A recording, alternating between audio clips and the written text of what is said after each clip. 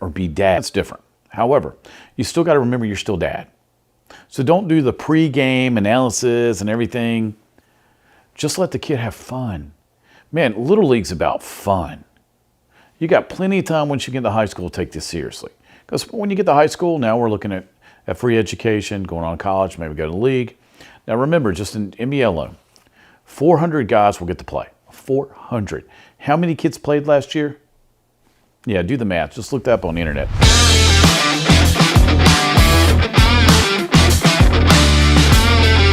Hey, welcome to What's Your Problem, man? Hey, I'm Scott Farrell, your host. Great topic today. One I've been waiting to do for a while, and one a lot of women have asked me to do. It's Glory Day Dads.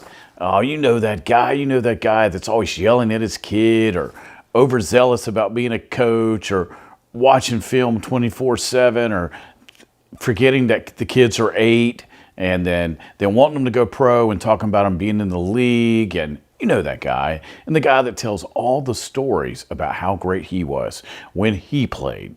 Yeah, you know that guy. No, don't be that guy, but I'm getting ready to go over why you don't want to be that guy. It's a problem. All right, so I made a list. I brought my trusty list with me today. Here's how I did the show today. I went and asked women, wives especially, what is it about that guy that tweaks you? What is it that just irritates the ever-living stuffing out of you? Why do you not like the guy? Why do other dudes not like the guy either? So today is a sum total of what they told me. All right, so number one, and got this from women. Number one reason a guy will be that guy, the guy who tries to live through his kid's stardom. He's living through the kid to overcome his own failures. How many times, it's the Al Bundy syndrome, right? If you ever saw Married with Children. Al Bundy was the guy in high school, but he's never progressed past high school. And I know a lot of those guys. I mean, I used to be a high school coach, and I got to know several college coaches and pro coaches and got to go, they would mentor me. It was a great relationship. And you get to see that guy, that guy that still has his jersey at home, or maybe all of his plaques are still on the wall, and he's still mad because he didn't get to go to college and play ball, or he got to go, but he got hurt. And now he's trying to force his kid to do something. Now, you got to offer a scholarship. Why don't you go? And man, if I was you hear a lot of, if I was you, or they're still telling stories about high school. Man, I can barely even remember high school. I don't talk about high school at all. I mean, I stay in touch with maybe 3 people I knew back then. I love them. They're still some of my best friends. But do I sit and talk about high school? Never. I talk about college sometimes, but it's just not important anymore. So, but you'll see these guys at the ball fields, and they're regaling people with the stories of stardom. When they ran the drive, oh man, you should have remembered this. Man, I'm 16. I got my girlfriend. She's a cheerleader. We're marching down the field. Let me ask you a question. How much does that matter now? It's like the show Friday Night Lights. You get to see the dark side of being a high school coach, and I lived it. Is it all bad? No. I mean, you get to be with some great kids, and they turn into be great adults, and you get to live, you talk to them still. But are parents a problem? Oh, yeah. I was the parent that was the opposite. Our youngest, played Little League and some football. I would take my chair, and I would sit as far away from the other parents as possible, and then put headphones in. I never talked to any parents. I was already a high school coach, didn't need to deal with it. And I didn't cheer. I still don't cheer at ball games. My thought is, if my kid's playing, it's about him. Let him have fun. Isn't kids' athletics about fun, about learning the sport, getting active, or did I do all these things for a wrong reason? I'm just saying. All right. Number 2 thing they talk about was overanalyzing every single thing at a Little League game or kid community ball, football, basketball, lacrosse, down here soccer, gymnastics, whatever you're swimming. And they analyze and scrutinize every single thing their kid did. Again, they're 8. They're 8. Who cares? Hey man, a year ago they were chasing butterflies around the field. They didn't even care about the ball game. They wanted snack, and they wanted to chase butterflies or whatever it was. So why are we analyzing 8-year-olds? Who cares? Why are we analyzing 11-year-olds? The last thing you want to do is get in the car. We had a thing with our child. I would say yes or no. And I was a high school coach, and I'd say, do you want feedback or you just want to go eat? He's never asked for feedback. Okay, he's in his 20s now. He just goes, I would say yes or no. You go, no. All right, what do you want to eat? That's the end of it. We never discussed the game again. It was dead. It was done. Why? It's going to be, I'll tell you in a minute, I don't want to spoil it, but over analysis. The next one. The next one's the one I almost did a boo-boo and told you ahead of time. A lot of people have no self-esteem. So they try to live through their kid to build their self-esteem. And whatever the kid does is an evaluation of them, and they feel better or worse about themselves because of what their kid did on the field. Now that's pathetic. So how do you fix that? You need to get to know Jesus and get a purpose, plan, direction, and get on with your life. That's what you need to do. That's the pastor in me talking. But if your self-esteem is based on what your kid does and does not do on a ball field, you're in for a long life, man, because it ain't going to work. And this one came from ladies, and they would talk to me, they look at their husbands and go, why is he doing this? And I tell them why he's doing it. He doesn't know who he is, where he's going. He's been programmed. And remember, we're born for success, programmed to fail, and then we'll adapt whatever people say about us. So if you're the guy that self-esteem relies on how good your kid is, I would do a deep evaluation of who you are and then just change, because if you continue that, your kid's going to hate you. Your kid's going to not want to play anymore and hate you. We recently did a poll, and the average age of stoppage of sports is now 13. Why? The kids hate the sport because of the parents. Just keep that in mind. All right, next thing. They pre-plan game strategy at home, and they're not the coach. So this is the guy. He's not the coach of the team, but he's laid out all the stuff on the bed. So pads, whatever sport it is. Let's say it's football. Helmet, pads, everything. They've laid it out, color coordinated it. Got to look good. And then they go through the game strategy. All right, here's what we're going to do. Well, last time I looked, you're not the coach. I always told my kid, don't look at me, look at your coach. And I was very blessed. Our youngest baseball coach had his jersey retired at his college. This guy, Coach Brian, I'll never forget this guy, a lovely human being. I cried when he didn't get to play for him anymore. That's how great this guy was. But he had his jersey retired because he was so good at baseball. Don't look at me. I didn't play baseball much. I'm a basketball guy. I said, so don't ever look at me during the game. Look at your coach, man. You got the best guy that you could ever ask for a question for baseball right in front of you. The problem is we've got that overanalyzed dad. Got to get the glory. Got to get it.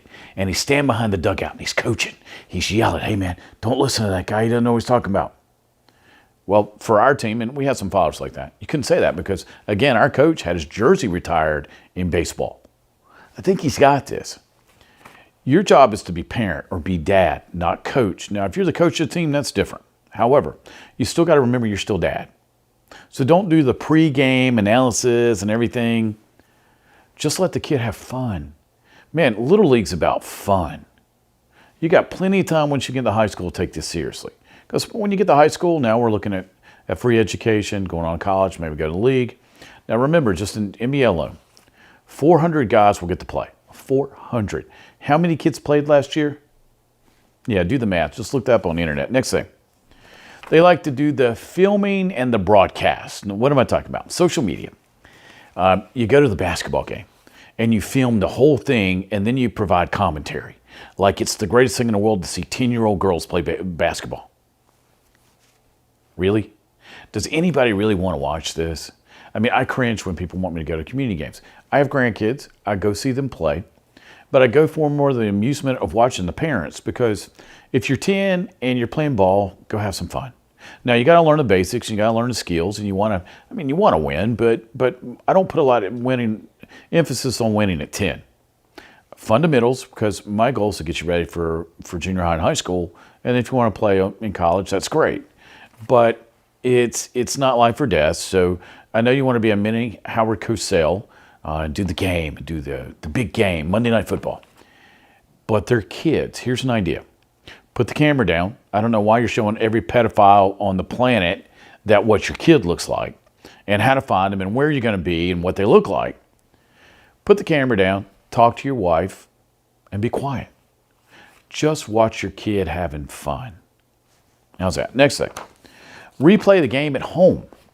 All right, so it's not enough that you did the broadcast It's not enough that you did the pregame strategy session. It's not enough that you stood behind the cage and yelled stuff at them while they're playing baseball. Oh no, that's not enough. Now you get home and you replay the game again. Why can you replay the game? You videoed the whole thing and provided commentary. And then you were talking junk about the coach and the parent sitting over here and the kid who's not any good, and now it's all on film. So now we can go back and replay.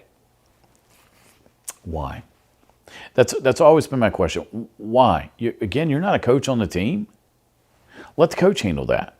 And if you don't like the coach, I mean, we got a lot of coaches in community ball that don't know what they're doing. Take your kids somewhere else and let them play. Or if that's the case, go coach the team. I mean, if you were a D1 athlete or played college ball or pro ball, sometimes you don't have any choice. My brother played NAIA baseball. My brother got drafted by his community association to be the president and one of the coaches. All he wanted to do was be dad. But because my brother was a great baseball player, he had to go coach because he had played at a high level of baseball. So sometimes you have to. But I tell people all the time, call me. This is how you'll know if I ever want to coach a little league team or whatever. Call me after every person on the planet has died. And if every guy on the planet's dead, you can call me. Does that tell you how little I want to come back and coach? Yeah, okay. So don't do the analyzation at home. Here's one of my pet peeves also. You base the love of your child on how they perform on the field or in the classroom or how they perform. Last time I looked, Jesus went to the cross for me because he loved me. There were no qualifications other than loving me.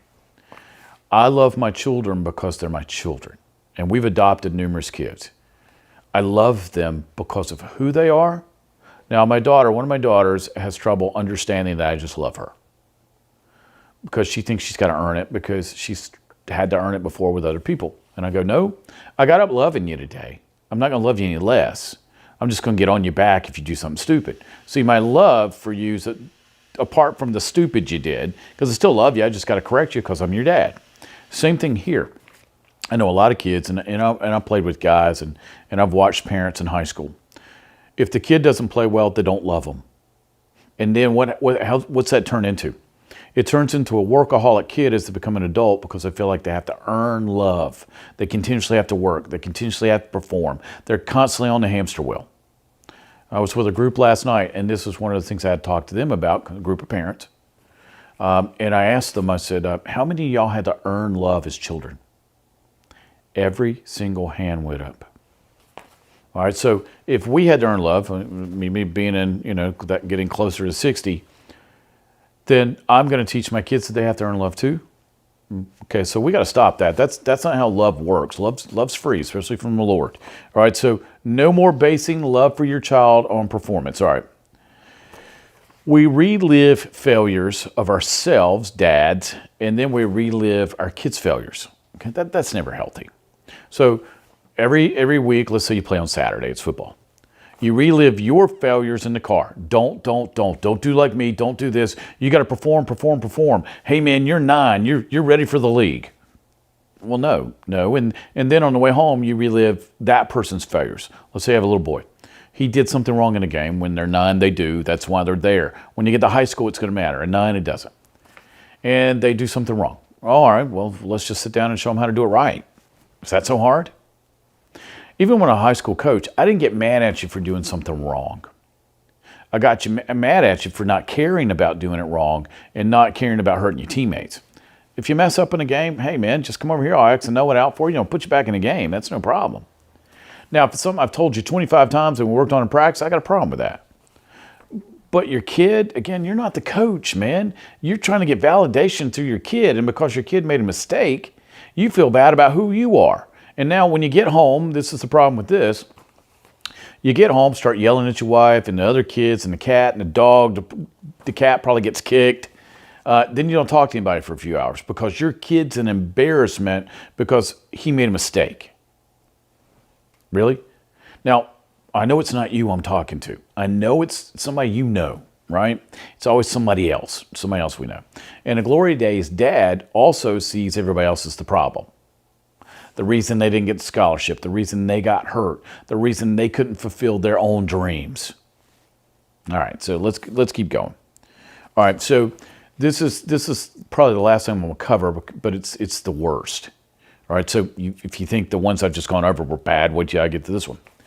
A lot of people, especially guys, this seems to be a guy thing, because I know a lot of girls that played in the league, in WNBA or pro softball. I don't see them living through their kids because, I mean, the salaries in WNBA are not great.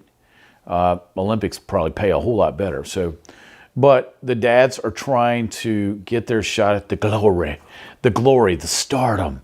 I think of Waterboy when Adam Sandler just got married, and he's going out to get on his lawnmower with his bride, and his father shows up, Roberto. And Roberto wants a shot at the glory, some of the stardom. And then Adam Sandler's, Kathy Bates, great actors, cold cocks him, knocks him out. And then Bobby goes on to his honeymoon. Same thing here. Why are you trying to get a little taste of the glory, as Nacho Libre would say, or a taste of stardom, or living through your kid? And I watch the Final Four, or I'll watch the College World Series. College World Series is not as bad because, man, to make it in baseball, there's so many hoops you've got to jump through. Good grief. That's a tough sport like golf. I mean, another tough sport where you got to do your time, man. It's a grind. In basketball, you get a lot more exposure. Football, same thing.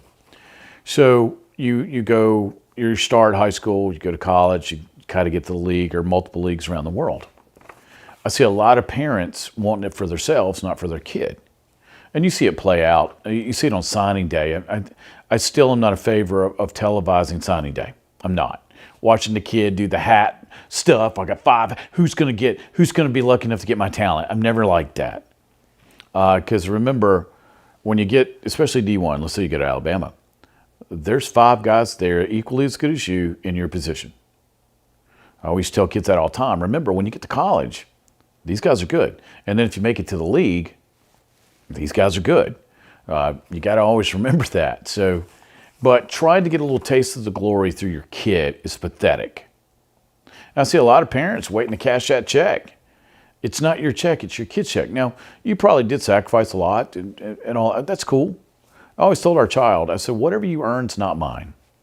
Okay? Whatever you earn is based on your blood, sweat, and tears and your prayer and what you decided and your desire and your hard work and you staying up and you not eating and you sacrificing.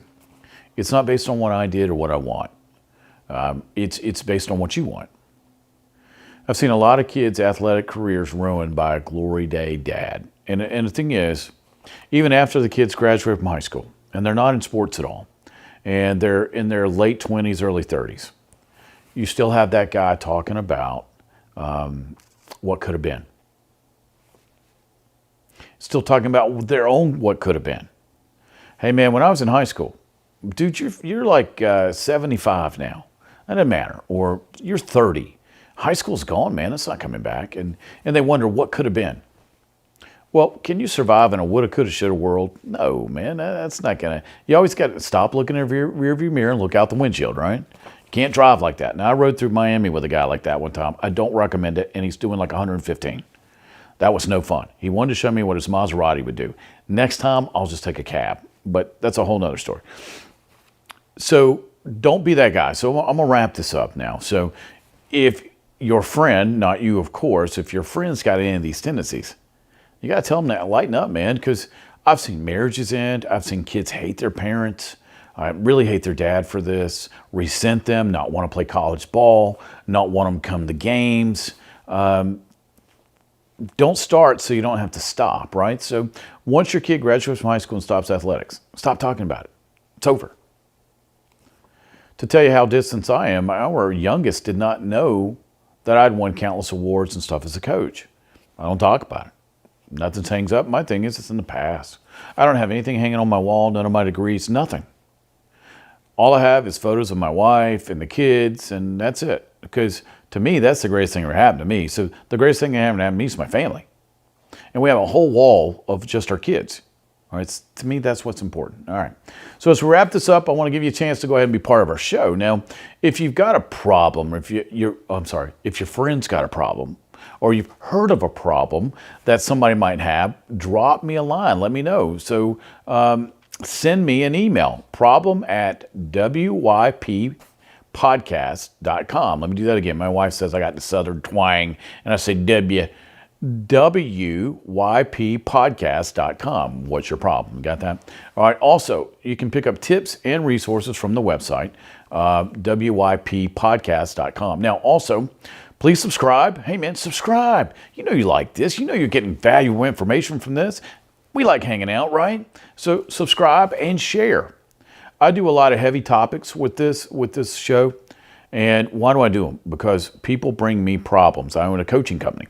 People bring me problems that are really difficult, and they need to know that there's help and that somebody can help them with their problem. So that's what you got to do. You send me something and let me know. So share all the heavy topics. This is probably a heavy topic for somebody. Chances are you know somebody that needs this topic, right? So go ahead and share it with that guy. Now, if you're sharing this podcast with one of your buddies, be ready for him to try to punch you in the face next time he sees you. Because Glory Days dad never sees himself as that guy. You're the one with the problem, not him. So keep that in mind. Sometimes it's better if a wife does that. All right. So if you have a problem, share it. Now, make sure you subscribe. That's great too. But remember, if you've got a problem and you don't want to share it with anybody, chances are if you've got an issue, a whole bunch of other people. I used to be a high school teacher. Out of 30 kids and 35 in the classroom, 25 had the same question. So go ahead and drop me a line at problem@wyppodcast.com. I'm going to say W, not W. I don't let the southern twang get in there. All right. So conclusion on what's your problem. Thanks for joining me on this episode. Hopefully it was helpful. Not for you, of course, because the problem's not you. It's your friend. And I'll see you next time. Take care.